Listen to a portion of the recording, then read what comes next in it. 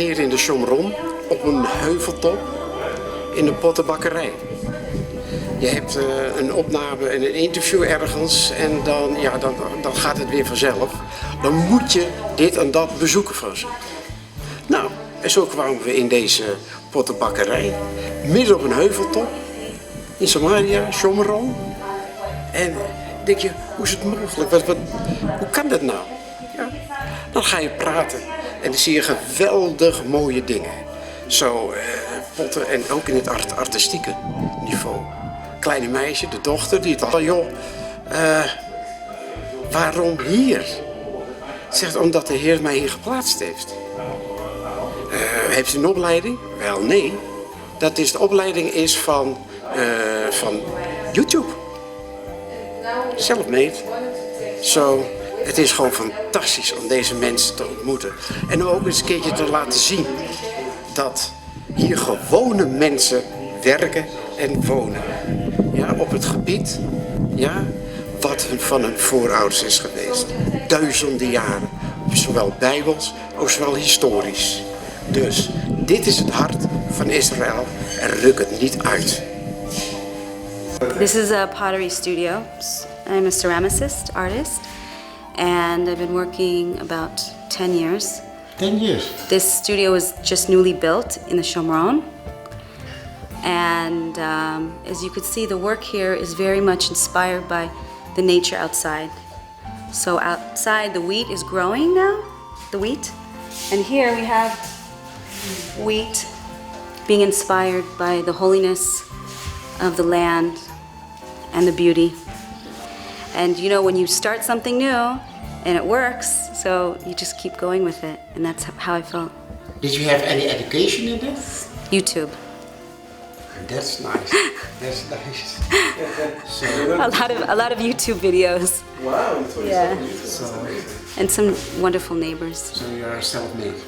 Can you show? But nothing is self. You know, everything is from God. And Yes, okay. I very believe that if a person says, yes, I want to do it, so God helps him. My name is Baruch, which in Hebrew means blessed. Okay, you are the husband. Yes, I'm Batya's husband. The artist. Yes. The first process is we take the clay and we prepare it and weigh it in balls and we put it on the potter's wheel, or some things are hand built where it's rolled out and I press flowers or whatever's growing around into the clay, and then you know, everything goes around and around, circle, spiral.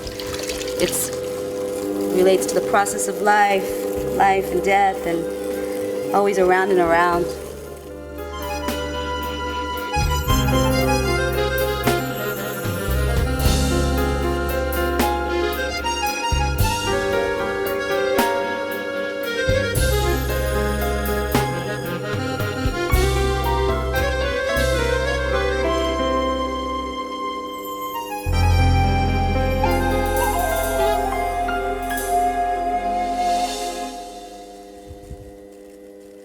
Or not doing well at something, just keep going for it and trying again and again.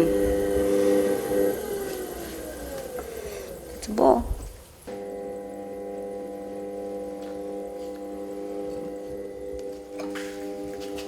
I think a lot about the people before me that lived here and the pottery that was made, and I feel very connected to them as one, just as we go through the generations.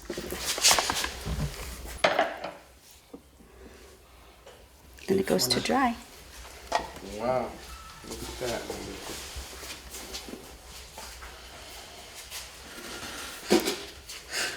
After this dries a little bit more, I carve into it any design, and then it goes into the kiln, gets fired, and then I glaze and it gets fired again.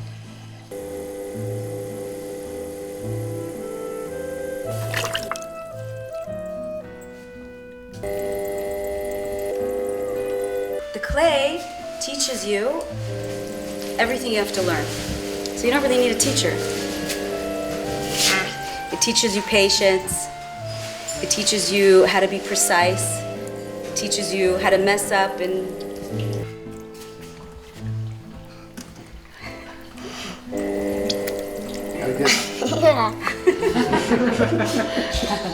One of the things that the Torah teaches is if a person falls, so if you stay down, it's not so good. But a lot of this stuff and a lot of this work, we fall and we keep getting up, and we fall and we keep getting up. And this is how we really learn how to be righteous, is by continuing that process.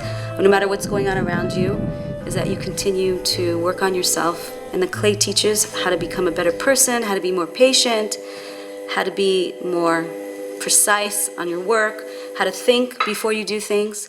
And so that the process always is coming out the way you wanted it to the beginning. So you're thinking what it's going to be like before it's even done. So that's a big life lesson for everything.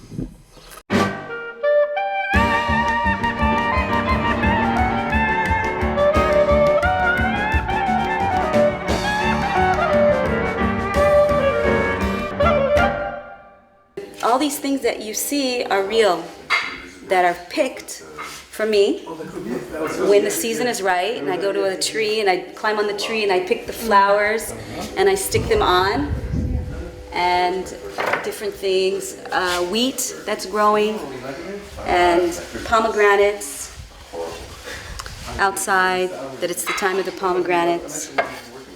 And here's some more pomegranates. Here's some the figs. And here's wheat. The wheat is.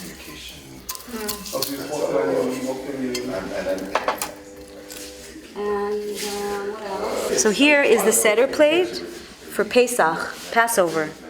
And this is a picture of the redemption, when everything's growing and blossoming and it's springtime. And here's a little frog of one of the plagues. A little frog here is left. And here is the tambourine of Miriam.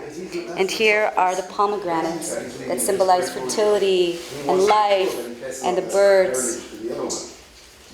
Always being reminded of reliving and life.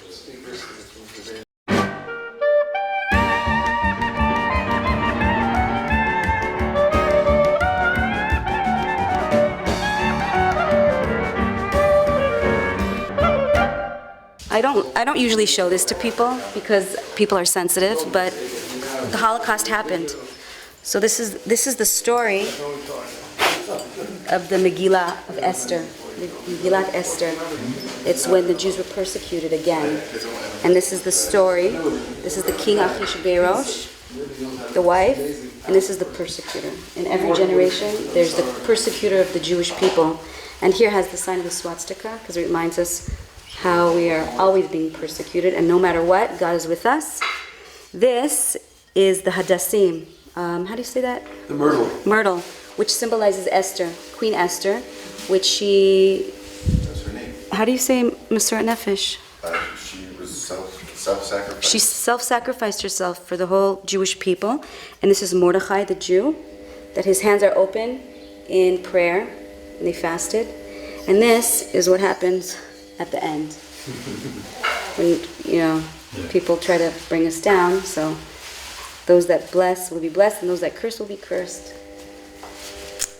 And this is Oznei Haman, which is the Hamantashen.